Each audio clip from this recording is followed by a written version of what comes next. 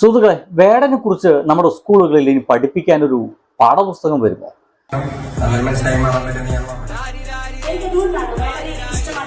അല്ലെങ്കിൽ വേടൻ ഒരു പാഠ്യവിഷയം മാറുമോ? അല്ലെങ്കിൽ പാഠ്യവിഷയമായി മാറുമോ നമ്മുടെ സ്കൂളിൽ? നമ്മുടെ സ്കൂളുകൾ വേടൻ ഒരു പാഠ്യവിഷയമായി മാറും തീർച്ചയായിട്ടും. ഒരു ചെറിയ ഉദാഹരണം കാണിച്ചു തരാം. ഒപ്പം തന്നെ വേടൻ വിശ്വാസിയാണോ? രണ്ട് ചോദ്യങ്ങളാണ് ഇന്ന് നമ്മൾ അഡ്രസ് ചെയ്യാൻ പോകുന്നത്. രണ്ടും അവസാനം വരെ ഒന്ന് കാണാൻ ശ്രമിക്കുക കേട്ടോ. ആദ്യം തന്നെ ഒന്ന് കണ്ടുപോകൂ.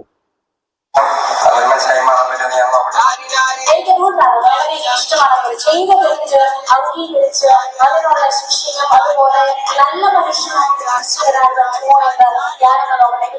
ഇടുക്കിയിൽ ഒരു പ്രോഗ്രാം ഉണ്ടായിരുന്നു. അവന്റെ എല്ലാ പ്രോഗ്രാമും ഇപ്പൊ ആദ്യം ക്ഷമായാചന നടത്തി. അതിനുശേഷം എന്റെ ഈ ഒരു സ്വഭാവത്തിന്റെ ഒരു പ്രശ്നം അത് ഞാൻ തിരുത്താൻ ശ്രമിച്ചുകൊണ്ടിരിക്കുകയാണ്.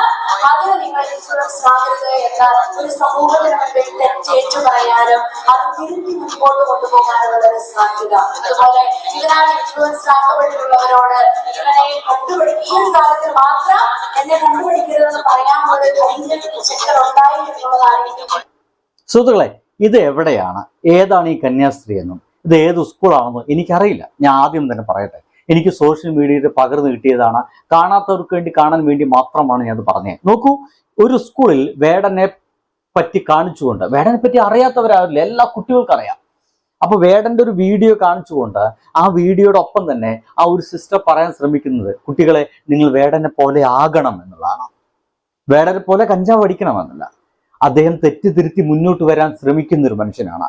വേടനെ നോക്കൂ, വേടൻ തെറ്റ് സംഭവിച്ചത് അത് നാട്ടുകാരോട് പറഞ്ഞിരിക്കുന്നു, എനിക്ക് തെറ്റ് സംഭവിച്ചു പോയി, ഞാനത് തിരുത്താൻ തയ്യാറാണ്. ഒരുപക്ഷെ അവരുടെ വേദഗ്രന്ഥങ്ങളൊക്കെ പറയുന്ന പോലെ മനുഷ്യനെ, തെറ്റിനെയാണ് നമ്മൾ എതിർക്കേണ്ടത്, തെറ്റ് ചെയ്തവനല്ല എന്നൊക്കെ പറയും. ആ തെറ്റിനെയാണ് നമ്മൾ എതിർക്കേണ്ടത്. അപ്പോൾ വേടൻ ചെയ്ത തെറ്റിനെ ആ കന്യാസ്ത്രീ വളരെ ശക്തമായിട്ട് എതിർക്കുന്നുണ്ട്. ഒപ്പം തന്നെ വേടൻ എന്ന് പറയുന്ന മനുഷ്യന് മുന്നോട്ട് വയ്ക്കുന്നുണ്ട്. പറയുന്നത്, ഇടുക്കിയിലെ പ്രോഗ്രാമിലൊക്കെ വേടൻ വന്നിട്ട് അദ്ദേഹം തനിക്ക് പറ്റിയ തെറ്റിനെ പറ്റി തുറന്നു പറയുകയും എൻ്റെയിലുള്ള അത്തരം മോശമായ കാര്യങ്ങളിൽ നിങ്ങൾ ഇൻഫ്ലുവൻസർ ആവരുതെന്ന് നാട്ടുകാരോട് പറയുകയും ചെയ്തു എന്നുള്ളതാണ്. എൻ്റെ സുഹൃത്തുക്കളെ, നമ്മളെ നാട്ടുകളിലെ സ്കൂളുകളിൽ ഇതുപോലെ ഏത് പാട്ടുകാരനെയാണ് ഉദാഹരണമായിട്ട് എടുത്തിട്ട് സംസാരിച്ചിട്ടുള്ളത്? നമ്മുടെ പ്രിയപ്പെട്ട വേടൻ ഒരു വലിയ ഹാളിൽ ഒരു കന്യാസ്ത്രീക്ക് സംസാരിക്കാനുള്ള സംസാര വിഷയമായിരിക്കുന്നു എന്നതാണ്. കാരണം അദ്ദേഹം ചെയ്ത ആ ഒരു രീതി ഉണ്ടല്ലോ, തനിക്ക് പറ്റിയ തെറ്റ് തുറന്നു പറയുക. തനിക്ക് പറ്റിയ തെറ്റ് തുറന്നു പറച്ചിൽ മാത്രമല്ല, ഈ തുറന്നു പറച്ചിലിനൊപ്പം തന്നെ ഞാൻ മാറാൻ ശ്രമിച്ച ഒരു പുതിയ മനുഷ്യനായിട്ട് നിങ്ങളുടെ മുമ്പിലേക്ക് വരും എന്ന് പറയുന്ന ആ ഒരു ഉറപ്പുണ്ടല്ലോ. ഇതൊക്കെയാണ് ഒരു നല്ല മനുഷ്യന്റെ ക്വാളിറ്റി എന്ന് പഠിപ്പിക്കാൻ വേണ്ടിയിട്ടെങ്കിലും ആയിരിക്കാം സിസ്റ്റർ അത് പറയുന്നത്. എൻ്റെ സുഹൃത്തുക്കളെ, രണ്ടാമതായിട്ട് നിങ്ങളുമായിട്ട് പങ്കുവയ്ക്കുള്ളത്, വേടൻ ഒരു വിശ്വാസിയാണോ എന്നുള്ളതാണ്. പലപ്പോഴും അദ്ദേഹം തീവ്ര ഹിന്ദുത്വ രീതികളൊക്കെ ശക്തമായിട്ട് എതിർക്കുന്ന നമുക്ക് കാണാം.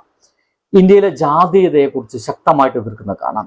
ഇന്ത്യയിലെ ചില പൊളിറ്റിക്കൽ രാഷ്ട്രീയങ്ങളിൽ ചില കൊള്ളരുതായ്മയെ കുറിച്ച് ശക്തമായിട്ട് വേടൻ എതിർക്കുന്ന കാണാം. ഇപ്പോഴൊക്കെ നമ്മളെല്ലാവരും വിചാരിച്ചത്, വേടൻ എന്താണ്, ഏതാണ് അദ്ദേഹത്തിന്റെ രീതി? വേടൻ ഒരു വിശ്വാസിയാണോ? എൻ്റെ സുഹൃത്തുക്കളെ, അദ്ദേഹം വിശ്വാസിയാണ്. തീർച്ചയായിട്ടും അദ്ദേഹം ഒരു ശക്തിയിൽ വിശ്വസിക്കുന്നുണ്ട്. എനിക്ക് തോന്നിയത് ഇനി ഇത് എന്ത് തന്നെ ശക്തി എന്നുള്ളതാണ്. എന്തൊക്കെയായാലും അദ്ദേഹം ഈ അടുത്ത കാലത്ത് ഒരു അമ്പലത്തിൽ പോയിരുന്നു, വിഷ്ണുമായ ക്ഷേത്രം. ആ വിഷ്ണുമായ ക്ഷേത്രത്തിൽ അദ്ദേഹം എത്തിയുന്നത് വളരെ ഇൻട്രസ്റ്റിംഗ് ആയിട്ടുള്ള വീഡിയോ ആണ്. ഞാൻ അത് കാണിച്ചു തരാം, ഒന്ന് കണ്ടോക്കൂ.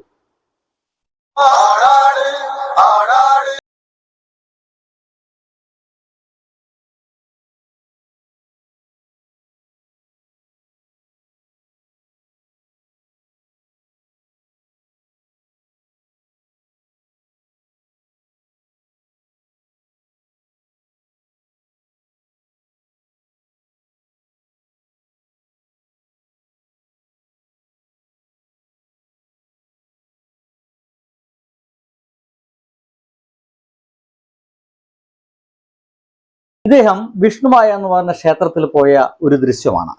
രണ്ടു മൂന്ന് കാര്യങ്ങളാണ് ഇതുമായിട്ട് ബന്ധപ്പെട്ട് എനിക്ക് പറയാനുള്ളത്. അദ്ദേഹം വസ്ത്രം മുഴുവൻ അഴിച്ചിട്ടല്ല അവിടെ വന്നിട്ടുള്ളത്.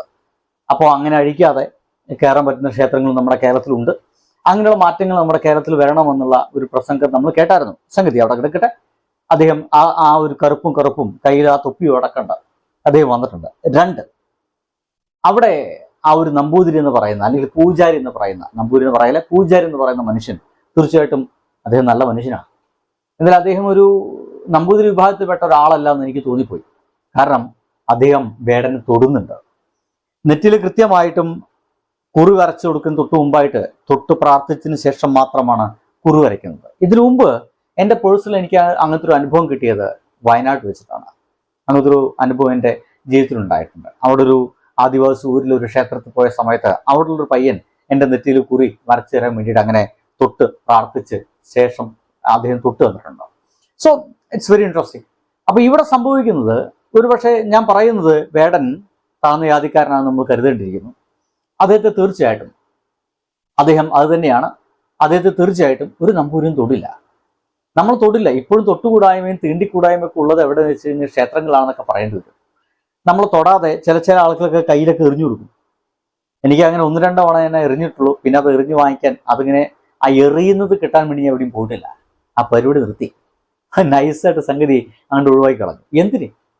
അങ്ങോട്ട് പൈസ കഴിഞ്ഞു കൊടുക്കണം. പൈസ എന്തിനാന്ന് എനിക്ക് വലിയ പിടുത്തൊന്നുമില്ല. എന്നാലും പോട്ടെ, അത് ഇന്ന് ജോലിക്ക് കൊടുക്കുന്ന കൂലിയായിരിക്കാം. വളർബി ആ കൂലി എന്തിനാ, അതിനെപ്പറ്റി നമുക്ക് പിന്നെ സംസാരിക്കാം. കുറെ സംസാരിക്കേണ്ട വിഷയമാണ്. വളരെയധികം തൊട്ടാൽ പൊള്ളുന്ന വിഷയം കൂടിയാണ്. എന്തായാലും പൊള്ളിയതായാലും പൊള്ളിയതല്ലെങ്കിൽ ഞാൻ സംസാരിക്കാൻ വേറെ കാര്യം. എന്തായാലും ഇത് ഇങ്ങനെ ഇദ്ദേഹം ആണെങ്കിൽ ഇദ്ദേഹത്തെ തൊട്ടിട്ടാണ് ആ ഒരു പ്രാർത്ഥന നമ്മുടെ വേടൻ സ്വീകരിക്കുന്നത്. വേടന്റെ ആ ഒരു എന്താ പറയുക ദൃശ്യം കണ്ട മനസ്സിലാവും വളരെ ഉള്ളറിഞ്ഞ് തന്നെയാണ് അദ്ദേഹം അവിടെ പ്രാർത്ഥിക്കുന്നത്. അങ്ങനെയാണെങ്കിൽ ആ ഒരു ദൈവത്തിൽ വിശ്വസിക്കുന്നുണ്ട്. അതൊരിക്കലും ഒരു വരേണ്യ ദൈവമല്ല എന്ന് എനിക്ക് തോന്നുന്നത്. ഒരു വരേണ്യ ദൈവങ്ങളെ എല്ലാം ഇദ്ദേഹം വിശ്വസിക്കുന്നത്. അതുമല്ലാതെ അദ്ദേഹവുമായിട്ട് കൂടുതൽ ഇഴുകിച്ചേരാൻ കഴിയുന്ന വിഷ്ണുമായ സങ്കല്പത്തിലുള്ള ഒരു സംഗതിയാണ് വേടൻ വിശ്വസിക്കുകയും മുന്നോട്ട് കൊണ്ടുപോവുകയും ചെയ്യുന്നത് എനിക്ക് തോന്നുന്നു. എന്തായാലും ഇദ്ദേഹം ഒരു വരേണ്യ അത്തരം ഒരു ക്ഷേത്രത്തിലാണ് കയറുന്നതെങ്കിൽ എന്തായാലും ഇദ്ദേഹത്തെ തൊട്ട് പ്രാർത്ഥിക്കുന്ന രീതികളൊന്നും നമുക്ക് എവിടെയും കാണാൻ സാധിക്കില്ല. തൊട്ട് പ്രാർത്ഥിക്കുകയും കുറി ഇട്ട് കൊടുക്കുക എന്ന് വെച്ചിരുന്ന സംഭവങ്ങളൊക്കെ വളരെ വിരളമായിരിക്കും നിങ്ങൾക്കും. എന്തായാലും എനിക്ക് ഈ ക്ഷേത്രത്തെക്കുറിച്ച് വലിയ പിടുത്തമൊന്നുമില്ല. ഇത് കണ്ടപ്പോൾ കൊള്ളാം, പോകേണ്ട ഒരു സ്ഥലമാണല്ലോ എന്ന് എനിക്ക് തോന്നിപ്പോകുന്നുണ്ട്. എന്തൊക്കെയായാലും അദ്ദേഹം ഒരു വിശ്വാസിയാണ് സുഹൃത്തുക്കളെ, ഒരു നല്ല വിശ്വാസിയാണ്. അതിനേക്കാൾ അപ്പുറം ഒരു നല്ല മനുഷ്യനാണ്.